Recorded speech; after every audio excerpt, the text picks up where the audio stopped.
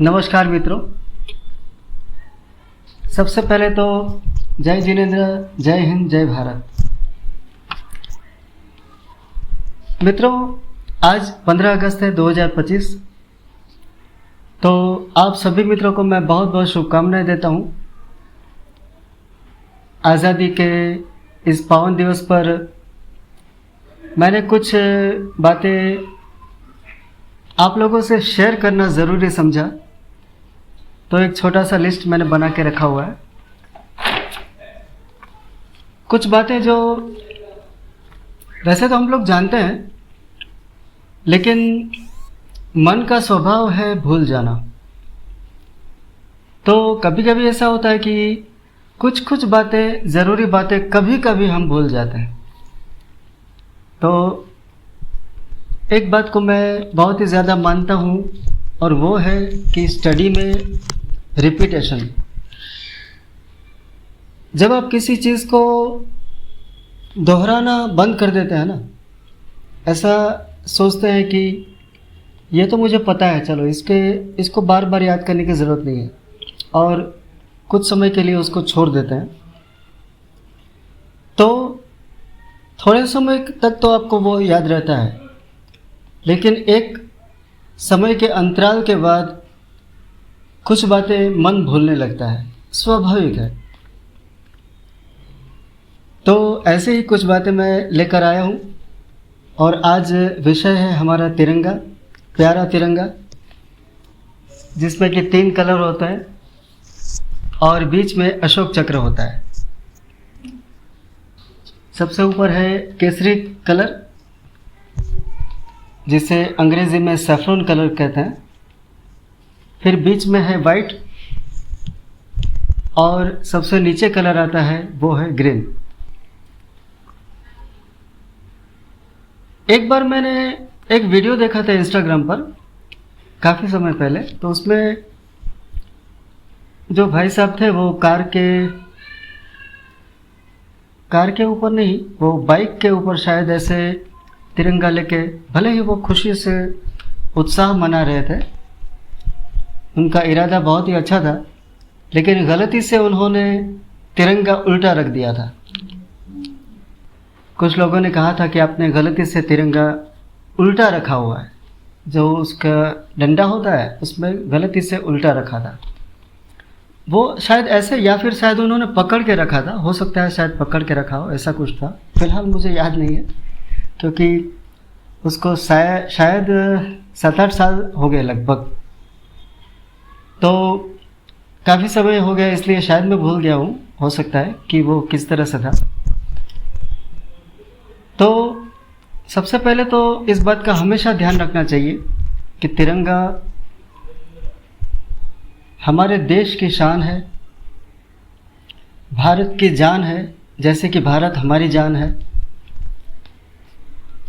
तो तिरंगे को हमेशा सीधा रखना चाहिए।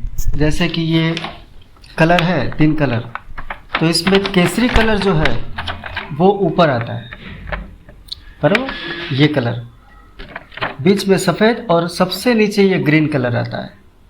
इसको गलती से भी इस तरह से नहीं लगाना है, ये उल्टा हो गया, ठीक है। तो ग्रीन कलर हमेशा नीचे आएगा। हरियाली का प्रतीक है, ग्रीनरी, ज़मीन। तो ज़मीन जैसे नीचे होती है ना, तो इतना याद रखेंगे तो भी याद हो जाएगा कि ज़मीन नीचे होती है, तो हरियाली जैसे ज़मीन पर होती है ना, तो ये सबसे नीचे वाला भाग है, इस तरह से आएगा। तो ये झंडा सीधा हो गया। ग्रीनरी नीचे आएगी, ऊपर जैसे टी शर्ट मैंने पहना है, देखिए ऊपर ये केसरी कलर है ना, सेफ्रॉन कलर, बीच में ये वाइट है, ये अशोक चक्र है, और उसके बाद है ग्रीन कलर। तो ये एक बहुत ज़रूरी बात है। वैसे तो ये बात कोई भूलता नहीं है, मुझे पता है, और न ही कोई जानबूझकर उल्टा रखता है कभी भी, क्योंकि सबको देश के प्रति मान होता है। और कभी गलती ना हो इस बारे में, इसलिए सिर्फ ये ध्यान में रखने के लिए मैं कह रहा हूँ। ऐसा कोई नहीं है कि किसी का इंसल्ट करने के लिए मैं कह रहा हूँ, ऐसा कुछ नहीं है। फिर एक और ज़रूरी बात है कि तिरंगे को कभी भी झुका हुआ नहीं रखना चाहिए। दैट मीन्स इस तरह से, बराबर। कहीं पर भी आप रखते हैं तो ऐसा कभी भी नहीं रखना है, बराबर, क्योंकि ये तिरंगे का अपमान माना जाता है। तो आपको तिरंगा हमेशा इस तरह से रखना है, ओके।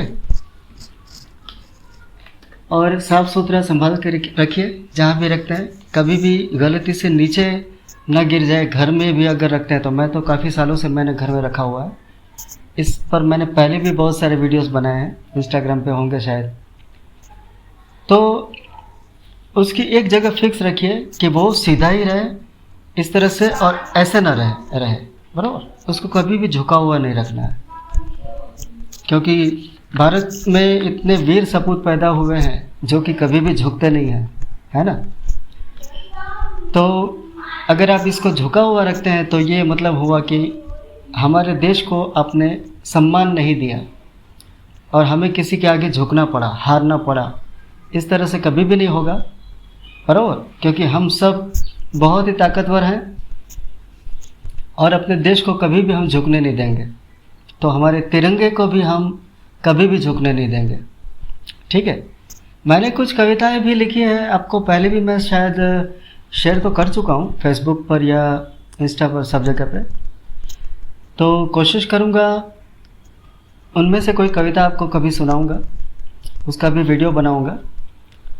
और आज मैं खासकर अपना लिखा हुआ एक देशभक्ति गीत आपको बिना म्यूज़िक के ही सुनाऊँगा, जिसके शब्दों पर आप बहुत ध्यान देना, क्योंकि उसके शब्द बहुत ही अच्छे हैं, मुझे खुद बहुत पसंद है। दरअसल ऐसे ही मैंने लिखा था, कुछ मेरे विद्यार्थी को कोई कंपटीशन में पार्टिसिपेट करना था, तो उन्होंने मुझसे कहा था कि सर मुझे कोई लिख कर दीजिए ना, मैं कुछ अलग गाना चाहता हूँ। सब लोग तो फिल्मी गीत गाते ही हैं, तो मुझे कुछ अलग गाना है। तो उनके लिए मैंने ये गीत लिखा था और उनको सेकंड प्राइज़ भी मिला था। और वो भाई साहब इतने खुश हो गए थे। कहाँ पे बताता हूँ आपको, टंकारा जगह है ना मोरबी के पास, टंकारा, वहाँ एक गुरुकुल है। फ़िलहाल तो काफ़ी साल हो गए, तो मुझे फ़िलहाल उनका ज़्यादा नाम नहीं पता, मगर गुरुकुल है वहाँ पे। तो वो भाई साहब इतने खुश हो गए थे, उनको इनाम मिला और बहुत सारी चीज़ें मिली थी। कोई एक इनाम नहीं था कि एक छोटा सा प्राइज़ कोई दे दिया, ऐसा नहीं था। पूरा इतनी बड़ी थैली भर के बहुत सारी छोटी छोटी चीज़ें उसको दी थी, जैसे घड़ी वगैरह होती है, वॉल पीस होता है। काफ़ी लोगों ने उनको इनाम दिया था। तो वो इतने खुश हो गए कि जैसे ही उनका गीत उनको इनाम मिला, जब वो इनाम लेने गए तो मुझे प्रणाम करके गए, और जब भी वापस आए वहाँ से तो सीधे मेरे पास आए और वो थैला मुझे दिया उन्होंने। बोले गुरुजी आप ये थैला, इसमें से बहुत सारी चीज़ें हैं ना, तो आप इनमें से कुछ अपने लिए रखिए, मेरी ओर से गिफ्ट, इस तरह से। तो मैं बहुत ही खुश था, मगर मैंने उनको मना किया समझा कर कि ये आपको इनाम मिला है तो आप ही को रखना चाहिए, संभाल के रखिए इसको। ये एक बहुत ही अच्छी याद है, आपको जीवन भर याद रहेगा कि आपको दूसरा इनाम मिला था।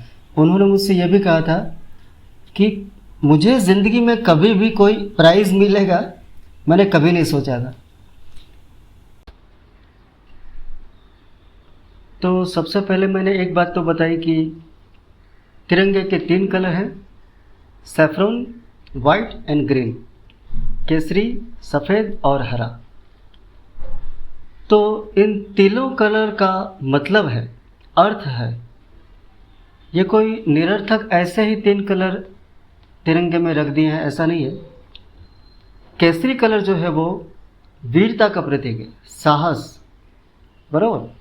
हमारे जो शहीद हैं उन्होंने कितने साहस के साथ हमें आज़ादी दिलाई है, कितना उन्होंने बलिदान दिया है, तो उनके बलिदान का ये प्रतीक है। हमें हमेशा उनका आदर करना चाहिए और ये कभी भी हमें भूलना नहीं चाहिए कि उन्होंने हमारे लिए जान दी है, तभी हम सब जिंदा हैं और इस तरह की अच्छी सी ज़िंदगी जी रहे हैं। वरना अगर हम आज पराधीन होते। अंग्रेज़ों के समय में जो जुल्म हुआ था, जो हो रहा था, अगर आज वो हो रहा होता तो हमारे जीवन की दशा क्या होती। तो उन्होंने हमारे बारे में सोचा, हमारे बारे में चिंतन किया और अपनी जान की परवाह नहीं की कि हमारा जो भी होना है वो हो जाए, हमारी चाहे जान चली जाए, लेकिन हम आने वाली पीढ़ी को, आने वाली नस्ल को हम स्वतंत्रता देकर रहेंगे। ये जुल्म जो अभी हो रहा है उस वक्त 47 से पहले, ये जुल्म ख़त्म करना है ताकि हमारे आने वाले जो भी बच्चे होंगे, जो पीढ़ी होगी, वो इस जुल्म का सामना न करें, वो दुखी ना हो। ऐसा कौन सोच सकता है बताइए? सिर्फ माँ बाप, यानी हमारे लिए वो हमारे माँ बाप हैं।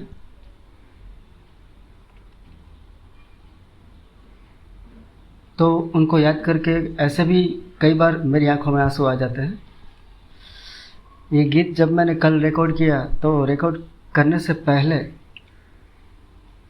कुछ देर तक तो मैं रिकॉर्ड ही नहीं कर पाया, उसका एडिट करना था तो एडिट ही नहीं कर पाया। बार बार मुझे इतना रोना आया, मुझे थोड़ा रुकना पड़ा। फिर थोड़ी देर बाद मैंने फिर से उसको शुरू किया और उनका ये आशीर्वाद है हम पर, हम सब पर, पूरे भारत पर, जो अपनी जान देते हैं। हमारे लिए जिन्होंने जान दी है वो हमारे लिए फरिश्ते हैं, भगवान की तरह हैं। तो हमेशा उनका सम्मान करना चाहिए। तो उनकी बहादुरी को सलाम करते हैं। और ये पहला कलर जो मैंने बताया केसरी, वो उनके साहस को दर्शाता है, उनके साहस का प्रतीक है। फिर वाइट जो है वो शांति का प्रतीक है, भाईचारे का प्रतीक है। और भाईचारे का मतलब वैसे देखा जाए तो पूरे भारत के लिए भी है, यानी कि सब धर्मों के लिए भी है। और मैं ऐसा मानता हूँ कि भाईचारे का मतलब एक ऐसा भी होना चाहिए कि जो लोग अपने घर में एक दूसरे के साथ रिश्ता खराब करके जीते हैं उसे भी सुधारना चाहिए। ये लोगों को देश के साथ साथ अपने घर में भी शांति से एक दूसरे के साथ रहना चाहिए। ये भी एक बहुत ज़रूरी है, क्योंकि हमारे पूर्वजों ने इतनी सैक्रिफाइस देकर, इतना बलिदान देकर हमें बचाया, छुड़वाया जालिमों से, बराबर। तो उनके बाद आज का वातावरण कुछ ऐसा होना चाहिए कि उनकी आत्मा को शांति मिले, उनको खुशी हो कि हमने जो अपनी जान दी वो ठीक किया। उन्हें हमारे अपने भारत में अभी अगर हम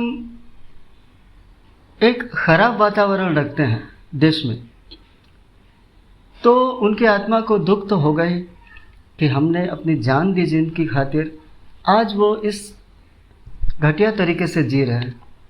तो ऐसा नहीं होना चाहिए। हमें भी अपने जीवन को, अपने समाज को, अपने देश को समर्पित रहना चाहिए और जितना हो सके जीवन में कुछ न कुछ देश के लिए करना चाहिए। उन्होंने तो जान दी है, अभी हमारी तो कुछ ऐसी हैसियत नहीं है। मुझे कई बार ये विचार आता है कि जान देना एक बहुत मुश्किल बात होती है। काफ़ी लोग आत्महत्या भी करने जाए ना तो आखिर वक्त तक फिर डर के छोड़ भी देते हैं।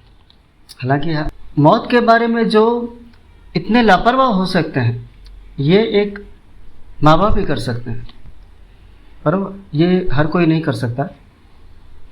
तो उनकी इज्जत हमें रखनी है, उनकी आत्मा को खुशी हो, शांति मिले, शांति मिले। अगर हम उनके आदर्शों को फॉलो करते हैं तो उनको ज़रूर खुशी मिलेगी। इतना तो हम कर ही सकते हैं, ज़्यादा नहीं तो कुछ ना कुछ जीवन में संकल्प लीजिए, छोटा सा, थोड़ा सा। जैसे कि मैं ज़्यादा से ज़्यादा सच बोलने की कोशिश कीजिए, या कुछ भी मन को साफ रखने की कोशिश कीजिए जितना हो सके, बराबर। प्रयत्न करने पर यह हो सकता है। हालांकि बहुत सारी मुश्किलों का सामना करना पड़ता है। सच्चे लोगों को तो बहुत ही ज़्यादा तकलीफ़ें झेलनी पड़ती है, मैं जानता हूँ। और फिर भी अगर हम कोशिश करें, हिम्मत रखें, तो संभव है, ये कभी नहीं भूलना चाहिए। ये कोई असंभव नहीं है। फिर ग्रीन कलर जो है वो है हरियाली और ज़मीन की फलद्रुपता गुजराती में कहते हैं। अभी हिंदी शब्द मुझे ढूंढना पड़ेगा, ठीक है। तो हरियाली समझ लीजिए, यानी ज़मीन की प्रोडक्टिविटी जो कहते हैं ना, प्रोडक्टिविटी तो मैं समझ गया, लेकिन अभी हिंदी में भी कोई शब्द होगा तो आप समझ लेना, ठीक है।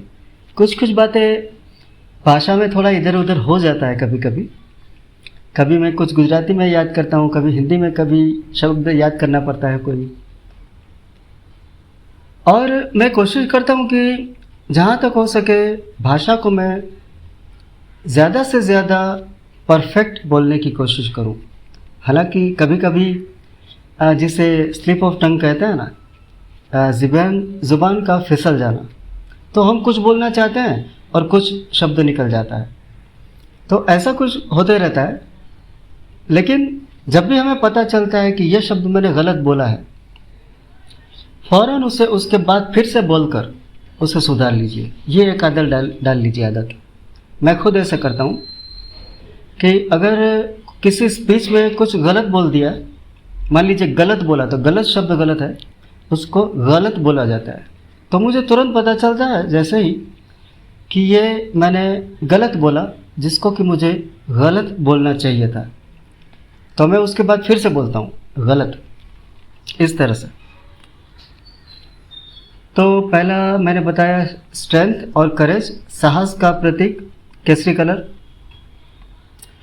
दूसरा कलर मैंने शांति वाला बताया और सत्य का प्रतीक। सबसे बड़ी बात जो मुझे ऐसा लगता है कि आज के ज़माने में बहुत ज़रूरत है, क्योंकि बहुत सारे लोग झूठे हो चुके हैं दुनिया में। पता नहीं उनको ऐसा लगता होगा कि सारी दुनिया झूठी है और हमें झूठा रहना ही होगा, झूठ बोलना ही होगा, तभी हमारी ज़िंदगी चलेगी, वरना नहीं चलेगी। लेकिन मैं ऐसा मानता हूँ कि ऐसा नहीं है। सच बोलना एक बहुत ही अच्छी बात है। हमारा देश तो राजा हरिश्चंद्र जी का देश है। मैं उस पर एक एपिसोड बनाने वाला हूँ, मैंने सोच के रखा हुआ है, क्योंकि मुझे झूठे लोगों से बहुत नफरत है, जो बहुत ही ज़्यादा झूठ बोलते हैं, पल पल झूठ बोलते हैं, झूठ ही झूठ होता है उनकी बातों में, मगर इतनी सफाई से, कला से बोलते हैं कि आपको पता नहीं चलेगा और आप उनके झांसे में आ जाओगे। तो हमारा देश राजा हरिश्चंद्र जी का देश है, ये कभी नहीं भूलना चाहिए। तो राजा हरिश्चंद्र सत्यवादी थे और उन्हीं की प्रेरणा से महात्मा गांधी जी ने संकल्प लिया था सत्य का। और आज मैं खुद ये सबको बताना चाहता हूँ कि ये आजकल के ज़माने में बहुत ही ज़्यादा ज़रूरी चीज़ हो चुकी है सत्य बोलना, क्योंकि हमारे भारत देश में भी बहुत ज़्यादा झूठ का कलंक लग चुका है, बराबर। और लोग आसानी से उसको स्वीकार कर लेते हैं। क्यों स्वीकार कर लेते हैं? क्योंकि झूठ बोलने पर उनको आसानी से जो चाहिए वो मिल जाता है, रास्ता आसान हो जाता है, उनको ऐसा लगता है। ऐसे लोगों को कोई चारित्रिक बल नहीं चाहिए कि सत्य अपने चरित्र की एक चीज़ है, बहुत ही ज़रूरी चीज़ हमारी पर्सनालिटी की, वो उनको इम्पोर्टेंट नहीं लगता है। ऐसे लोगों को, उनको ऐसा लगता है कि झूठ बोलना ही पड़ेगा, वरना ज़िंदगी अच्छे से नहीं गुजरेगी, या हम कुछ भी उनकी इस तरह की सोच होती है। अब ज़्यादा तो मैं नहीं बोलूँगा, लेकिन मैं ऐसा मानता हूँ कि जहाँ कभी कभार ज़रूरी होती है, कभी हम जान बचाने के लिए झूठ बोल सकते हैं, जहाँ आपकी जान मुश्किल में पड़ जाती है वो एक अलग बात होगी। और हर एक बात में झूठ का एक जाल बनाना ये बिल्कुल अलग बात है। तो मैं सबसे ये कहना चाहूँगा कि जहाँ तक हो सके ज़्यादा से ज़्यादा खुद भी सच बोलने की कोशिश कीजिए। भले मुश्किल है, कभी कभी उससे किसी को नुकसान नहीं होगा, और अगर किसी को नुकसान होता है तो ऐसा सच मत बोलिए, ये भी ठीक है।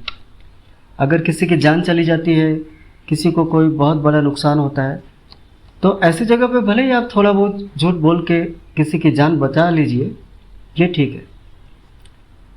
लेकिन एक झूठे आदमी की जो इम्प्रेशन होती है वो कभी मत क्रिएट होने दीजिए कि लोग ऐसा कहें कि ये तो एकदम एक नंबर का झूठा है या झूठी है। बराबर। अपनी पर्सनालिटी में सत्य को बचा के रखिए। अभी इसके बाद अशोक चक्र में जैसे 24 वो स्पोक्स होता है ना, स्पोक्स भी मुझे याद करना पड़ेगा। इसको क्या कहते हैं, जैसे ये जो है ना लिटी आड़ी तिरछी ये जो रेखाएं, इसको स्पोक्स कहते हैं। अभी मुझे याद नहीं आ रहा है तो माफ़ी चाहूँगा। मुझे अब सर्च करके मैं जान लूँगा, सीख लूँगा कि वो उसको हिंदी में क्या कहते हैं, क्योंकि मुझे हिंदी में भी आना ही चाहिए। फ़िलहाल मेरी ये गलती है, लेकिन मैं ठीक है सीख लूँगा। ऐसे ही जो आपको नहीं आता है उसको सीखते जाइए। पूरा जीवन सीखने में कम पड़ता है। और मैं हमेशा सबसे कहता हूँ कि आप कुछ लोगों को कुछ सीखने का प्राउड हो जाता है ना, टैलेंटेड लोगों को कभी कभी प्राउड हो जाता है कि मैं तो ये हूँ, मैं तो वो हूँ। और हकीकत में क्या होता है कि जो व्यक्ति जितना भी जानता है ना, उसको इतना ही सीखना बाकी है। यानी वो कभी भी कंप्लीट नहीं हो सकता, ज्ञान कभी भी कंप्लीट नहीं हो सकता। हमारे देश के जो राजन साजन मिश्रा जी हैं, बहुत ही अच्छे शास्त्रीय संगीत के गायक कलाकार, उन्होंने अपने प्रोग्राम में एक बात कही थी कि जैसे शास्त्रीय संगीत में हम राग गाते हैं ना, तो उन्होंने ऐसा कहा था कि एक राग भी, सिंगल राग बहुत सारे हैं, सिर्फ एक राग भी अगर आप ज़िंदगी भर भी गाते हो, ज़िंदगी भर भी गाते हैं, तो वो कभी भी उसका राग में से जो स्वर अलग अलग जो बनते रहते हैं, कंपोजिशन जो बनता रहता है, एक जन्म में भी वो एक राग का कंपोजिशन कभी भी ख़त्म नहीं होगा कि अब इस राग में से कुछ नया नहीं बन सकता है। ऐसा हम जिंदगी में कभी नहीं कह सकते हैं। मतलब समझे? फिर से एक बार समझाता हूँ। जैसे कि कोई राग होता है, मान लीजिए भोपाली है, तो भोपाली राग में 5 स्वर है, सा रे ग प ध सा ध प ग रे सा। सिर्फ 5 स्वर में जब मैंने शुरू किया ना, तो पहला राग ही हमारे गुरुजी ने भोपाली सिखाया था। तो कुछ दिनों तक मैं गा के बिल्कुल सोचता रहता था कि 5 स्वर में क्या गाएंगे, कितना गाएंगे, बराबर। तो उन्हीं स्वर को इधर उधर लेके कितनी बार तक हम गा सकते हैं। लेकिन हकीकत क्या है कि उन्हीं 5 स्वरों में भी इतना सृजन हो सकता है, इतना ज़्यादा कि आपका पूरा जीवन कम पड़ जाएगा, तब भी उसमें कुछ नया लगेगा। ये राजन साजन मिश्रा जी ने ऐसा कहा था कि कभी कभी आज भी मैं जब किसी को राग गाते सुनता हूँ ना, तो उनके राग में, गायकी में कुछ ऐसी बात मुझे मिलती है कि अरे ये भी इसमें हो सकता है। तो ये आज तक मुझे इतने सालों में क्यों नहीं सूझा, समझ गए? तो काफ़ी बातें ऐसी होती है कि जो लोग 50 साल तक गाते हैं ना, फिर भी कुछ ना कुछ कॉम्पोजिशन उनको नया सुनने को मिलता है। तो समझ लीजिए ऐसा ही है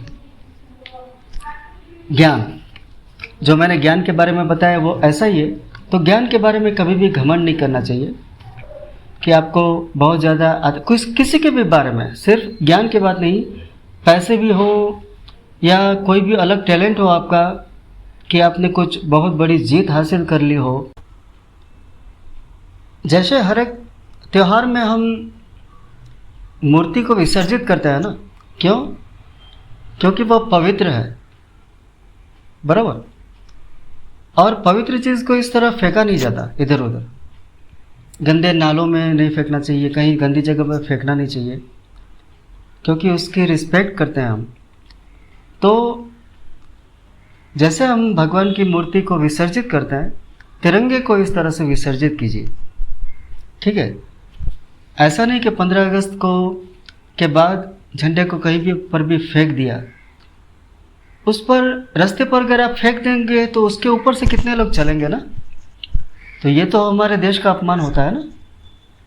तो इतना ज़रूर कीजिए, ठीक है। कहीं पर भी आपको, कभी कभी बच्चे फेंक देते हैं, ऐसा नहीं है कोई जानबूझकर फेंकता है, कभी कभी बच्चों को इन सब बातों की समझ नहीं होती है, तो उनको हम माफ़ करते हैं।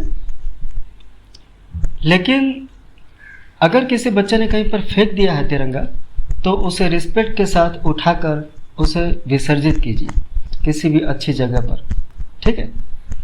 तो इतना मेरी रिक्वेस्ट है कि ज़रूर कीजिए तिरंगे के लिए, क्योंकि मुझे पता है कि हमारे देश में घर घर में देशभक्त लोग हैं, हर घर में।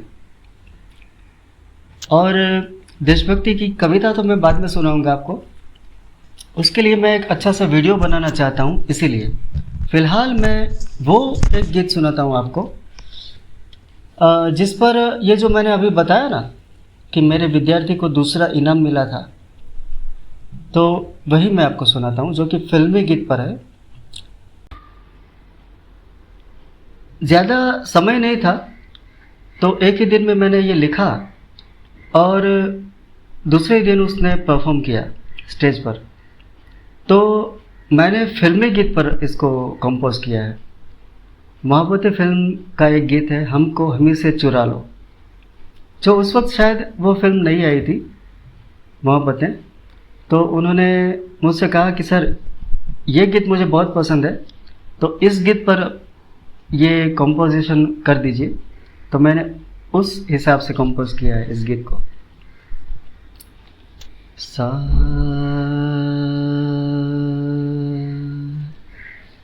सा, ये तार सप्तक का सा है। सा आ,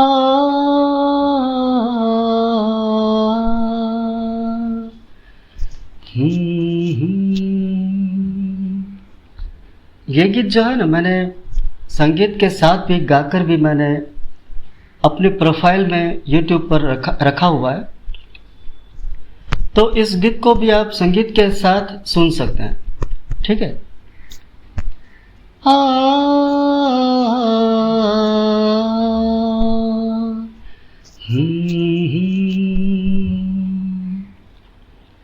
आजाद भारत के हम सब बंदे हैं ओ बंधु प्यारे, आजाद भारत के हम सब बंदे हैं ओ बंधु प्यारे, आओ हम सब मिलके गाए आज़ादी का जश्न मनाए, आसमां पे तिरंगा लहराए,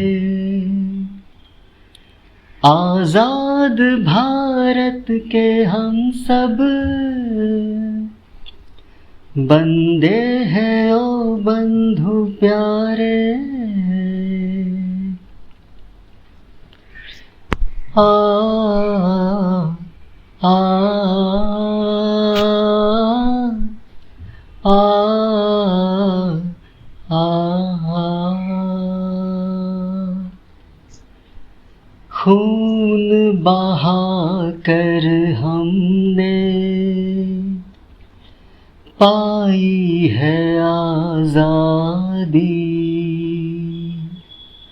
होने न देंगे कभी अब भारत की बर्बादी। सारे जग में भारत का ऊंचा नाम सदा ही रहे, भाईचारा भारत के लोगों में सदा ही रहे। टुकड़े माँ के न करे, भारत की हम रक्षा करें। आसमां पे तिरंगा लहराए, आजाद भारत के हम सब बंदे हैं ओ बंधु प्यारे। आशा है ये गीत आपको अच्छा लगा होगा। मैंने लिखा है काफ़ी सालों पहले, और मुझे देशभक्ति के गीत सुनना और गाना बहुत अच्छा लगता है। और आज का ये कार्यक्रम अब मैं यहाँ पे समाप्त करना चाहूँगा आप सबकी इजाज़त से। इजाज़त, पहले मैंने बताया था कि इजाज़त को कैसे बोलते हैं। ई जा ज त, ई फिर जाने वाला जा, फिर हुजूर वाला ज और त। तो अभी आज के लिए इजाज़त दीजिए। जय हिंद, जय भारत, जय जिनेंद्र।